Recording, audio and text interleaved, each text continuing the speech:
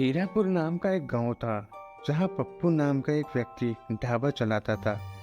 उसी ढाबे में पप्पू के नाम से ही पप्पू का ढाबा था। पप्पू का ढाबा बहुत ही मशहूर था। जो भी व्यक्ति एक बार उस ढाबे पर खाना खा लेता था वो उसका स्वाद भूल नहीं पाता था और वो बार बार उसके ढाबे पर खाना खाने आता था। हीरापुर गांव में आने वाले प्रत्येक व्यक्ति उसके ढाबे पर खाना खाकर ही जाते थे। दिनों दिन ढाबा बहुत मशहूर होता जा रहा था। अब पप्पू का घमंड भी दिनों दिन बढ़ता जा रहा था। यदि कभी खाना बच जाता था तो कभी किसी भूखे भिखारी या पशु पक्षी को खिलाने के बजाय वो खाना को फेंक देता था। एक दिन एक भूखा भिखारी ढाबे के पास से जा रहा था। वह बहुत भूखा था। उसने कई दिनों से कुछ भी नहीं खाया था। भिखारी ढाबे के मालिक के पास जाता है। मालिक, मुझे बहुत दिनों से खाना नहीं खाया है। बहुत तेज से भूख लगी है। मुझे खाने के दे दो। आपकी बहुत मेहरबानी होगी। अरे आगे जा, आगे जा, आगे कुछ खाने को नहीं मिलेगा। मालिक, थोड़ा सा खाने को दे दो। कई दिनों से भूखा हूँ। पता नहीं सुबह सुबह कहाँ से चले आए हैं।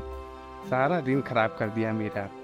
रामू, ओ रामू, इसे धक्के मार कर बाहर निकालो।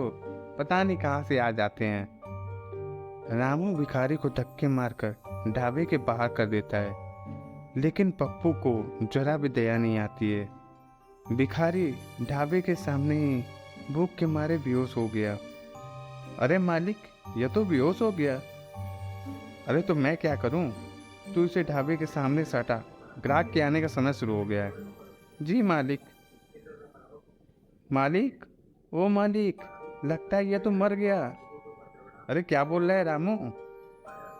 मालिक सही बोल रहा हूँ, यह तो मर गया। इसकी तो सांसें नहीं चल रही हैं। रामू, एक काम कर, उसको उठा और ढाबे के पीछे वाले कुएं में फेंका। किसी को कुछ नहीं पता चलेगा। जी मालिक, जैसे आप कहें। रामू उसे मरे हुए भिखारी को कुएं में फेंक देता है। रामू, तुझे ऐसा करते हुए किसी ने देखा तो नहीं? किसी को कुछ पता नहीं चलेगा ना? नहीं मालिक, किसी ने नहीं देखा। आज तो दिन ही खराब गया। ग्राहक भी नहीं आए। कल से तुम भी समय पे आ जाना, नहीं तो तुम्हारी पगार काट लूंगा। ठीक है मालिक। पप्पू अपने नौकरों की छुट्टी देकर खुद भी घर चला जाता है। रास्ते में पप्पू को ऐसा लगता है कोई उसके पीछा कर रहा था। पप्पू पीछे मुड़कर देखता है, लेकिन उसे कोई नहीं दिखाई देता। वापस घर की तरफ आगे चलने लगता है। अरे पीछे तो कोई नहीं है, मेरे मन का वहम है। पप्पू यह बोलकर आगे चलने लगता है। तभी पीछे से कोई पप्पू को थप्पड़ मारता है। वह अपने चारों तरफ देखता है, लेकिन उसे कोई नहीं दिखाई देता। जिसके बाद पप्पू दौड़कर घर पहुंच जाता है। घर पहुंचकर पप्पू अपनी पत्नी को आवाज लगाता है। अरे भाग्यवान, जल्दी से खाना लाओ, बहुत जोरों से भूख लगी है। जी, बस लाई। जैसे ही पत्नी पप्पू को खाना लाकर आती है, तभी भिखारी का भूत उसे जोर से धक्का मारता है, जिसके कारण उसके हाथ से खाने की थाल नीचे गिर जाती है। अब पूरा खाना जमीन पर गिर जाता है। अरे भाग्यवान, ये क्या किया? पूरा खाना ही जमीन पर गिरा दिया। जी पता नहीं कैसे मुझे पीछे से जोर से धक्का लगा और मेरे हाथ से थाली छूट गई। आज का तो पूरा दिन ही खराब है। सुबह से अनहोनी अनहोनी हो ही जा रही है। पप्पू उस रात बिना खाना खाए ही सो जाता है। सुबह उठकर तैयार होकर पप्पू ढाबे के लिए चला जाता है। पप्पू काउंटर में बैठा होता है। तभी रामू सहित सभी नौकर आ जाते हैं। प्रणाम मालिक। प्रणाम प्रणाम। सब चलो अपने काम पे लगो। तभी ढाबे पर एक ग्राहक आता है। खाने का ऑर्डर देकर कुर्सी पर बैठ जाता है। रामू, खाना लेकर आओ जल्दी से। जी साहब, अभी लाया। रामू ग्राहक के लिए खाना लेकर आता है। इसके बाद जैसे ही ग्राहक ने खाने का पहला निवाला खाया, उसे बहुत तीखा लगा और वह खाने को थूक देता है और बोलता है, अरे रामू, ये कैसा खाना है? अरे क्या हुआ भाई साहब? खाना तो खाना अच्छा नहीं है क्या? अरे यह खाना बहुत तीखा है। इतना तीखा खाना कोई खाता है क्या? रामू, अरे वो रामू, आज तुमने कैसा खाना बनाया है? पता नहीं मालिक, मैंने तो अच्छा खाना ही बनाया था। आज भी ढाबी पर कोई कमाई नहीं हुई और सारा खाना फेंकना पड़ा। यह देखकर भिखारी का पुत्र बहुत खुश हो जाता है। दूसरे दिन पप्पू सुबह जल्दी आकर सभी नौकर को बुलाकर कहता है, आज तुम सब इतना अच्छा खाना बनाना कि जो भी खाए उंगलियां चाटता रह जाए। जी मालिक। सभी रामू सहित सभी नौकर खाना खाने बनाने लगते हैं और पप्पू भी वहीं खड़ा उन सब पर नजर रखता है जब तक खाना बनकर तैयार न हो जाए। क्या बात है रामू, खाने की खुशबू तो बहुत अच्छी है। मजा आ गया, खाना बहुत अच्छा बना है। तभी ढाबे पे एक ग्राहक आता है और रामू को खाना लगाने के लिए आवाज लगाता है। रामू गर्मा गर्म खाना लेकर ग्राहक के सामने जाता है।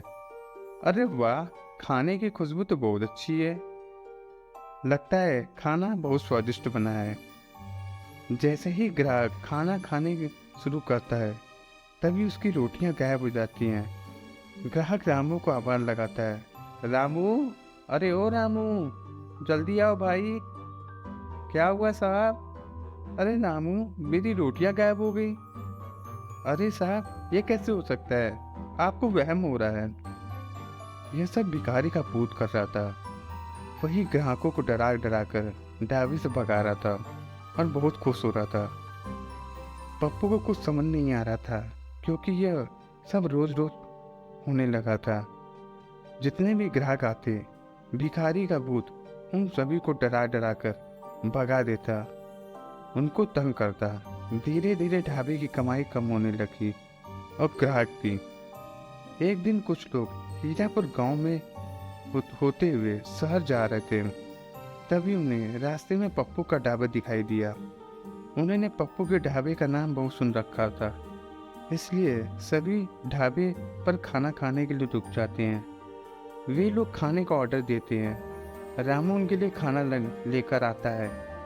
जैसे ही रामू उनके सामने खाना रखता है तभी अचानक उनकी शाही पनीर की जगह चिकन की सब्जी आ जाती है। यह देखकर दोनों ग्राहक बहुत डर जाते हैं। जैसे ही वो लोग पानी पीने के लिए गिलास उठाते हैं तभी भिखारी का भूत पानी के गिलास को उन पे बिखेर देता है, जिसके बाद दोनों लोग डरते हुए जोर जोर से चिल्लाने लगते हैं, अरे भूत, अरे भूत, इस ढाबे में तो भूत है, भागो यहाँ से। रोजाना ढाबे में अलग अलग प्रकार की घटनाएं होने लगी। कभी रोटियां हवा में उड़ने लगी तो कभी चिकन आ जाए, किसी का खाना गायब हो जाए, कभी कुर्सी हवा में उड़ने लगी। ऐसी घटना रोज होने लगी। पप्पू के ढाबे पे लोग भूतिया ढाबा कहने लगे। वहाँ काम करने वाले लोग भी उससे डरने लगे और इस भूतिया ढाबे में डर डर के काम करने लगे। एक दिन पप्पू गले से पैसे निकालने के लिए जैसे ही गल्ला खोला, उसी गल्ले में भिखारी का कटा हुआ सर दिखा। अरे भूत, अरे भूत, यहाँ तो भिखारी का भूत है, जैसे मैंने कुएं में फेंका था, यह ढाबे में कैसे आ गया? पप्पू की बात सुनकर पप्पू चीखता, चिल्लाता और ढाबे में उड़ाता है। पहला आदमी, अरे क्या हुआ भाई साहब, आप इतना जोर से क्यों चिल्ला रहे हो? दूसरा आदमी, क्या हुआ भाई साहब, आपने इतना डर क्यों रहे हो? अरे भाई साहब, हमारे गले में सिर कटा भूत है और मेरे पैसे भी गायब हैं। पहला आदमी, भाई साहब ऐसा कैसे हो सकता है? अरे भाई, तुम खुद ही जाकर देख लो, तुम्हें ये सिर कटा भूत दिखाई देगा। पप्पू की बात सुनकर वह आदमी गल्ला खोलता है, लेकिन उसे सिर कटा भूत नहीं दिखाई देता और सारे पैसे वही दिखाई देते हैं। दूसरा आदमी, अरे भाई साहब, आपकी तबीयत ठीक नहीं है, जरूर आपने कोई सपना देख लिया है। वहाँ पे सिरकटा भूत नहीं है और आपके सारे पैसे वहीं हैं। आपको आराम की ज़रूरत है, आप छुट्टी ले लीजिए। क्योंकि अरे नहीं भैया, मैं झूठ नहीं बोल रहा हूँ। मैंने कोई सपना नहीं देखा, मैंने सच में सिरकटा भूत देखा है। सभी को अपनी बात मनवाने की पूरी कोशिश करता है, लेकिन कोई भी उसकी बात पे विश्वास नहीं करता। वो वहाँ से चले जाते हैं। तब रामू पप्पू के पास आता है। मालिक, मुझे लगता है ये भूखे भिखारी का भूत है, जिसको आपने पीछे कुएं में फिकवा दिया था। अरे मालिक, वही भिखारी जिसका भूत की वजह से मौत हो गई, उसी ने हमारे ढाबे को भूतिया ढाबा बना दिया है और अब उसका भूत हम सबको डरा रहा है और परेशान कर रहा है। हाँ रामू, तुम सही बोल रहे हो, मुझे भी यही लग रहा है। अगर ऐसा ही चलता रहा तो यह ढाबा जल्दी ही बंद पड़ना पड़ेगा और मैं बर्बाद हो जाऊंगा। अब तुम ही मेरी मदद कर सकते हो रामू। चिंता मत करिए मालिक, मैं एक ऐसे बाबा को जानता हूँ। मैं उनको उन बाबा के पास लेकर आता हूँ। बाबा के पास आपकी सारी समस्या जरूर को निदान करने के लिए होगा। मुझे बाबा पे पूरा विश्वास है।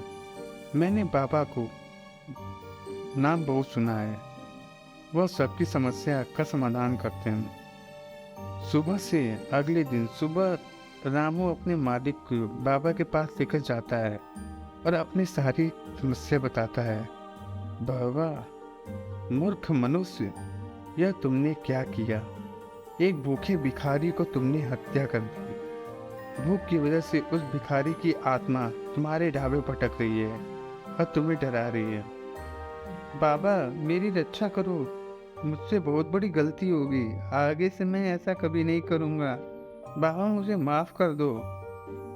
बाबा अपनी तंत्र शक्ति से भिखारी की आत्मा को बुलाता है।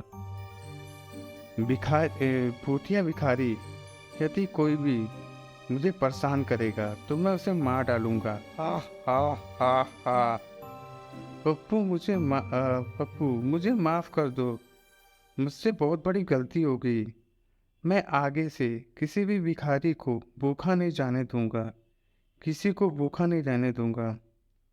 बाबा अपने कमंडल से पवित्र जल निकालकर भूत की आत्मा को मुक्त करते हैं और पप्पू को हमेशा गरीब लोगों को खाना खिलाने का आदेश देते हैं। तो दोस्तों, आपको ये मेरी कहानी कैसी लगी? अगर अच्छी लगी हो तो कृपया मेरे इस वीडियो को लाइक कर दें और कमेंट में बताएं कि आपको ये कहानी कैसी लगी। और चैनल पर नए हो तो चैनल को सब्सक्राइब कर दें, क्योंकि मैं ऐसी ही कहानियाँ इस चैनल पर लाता हूँ। धन्यवाद।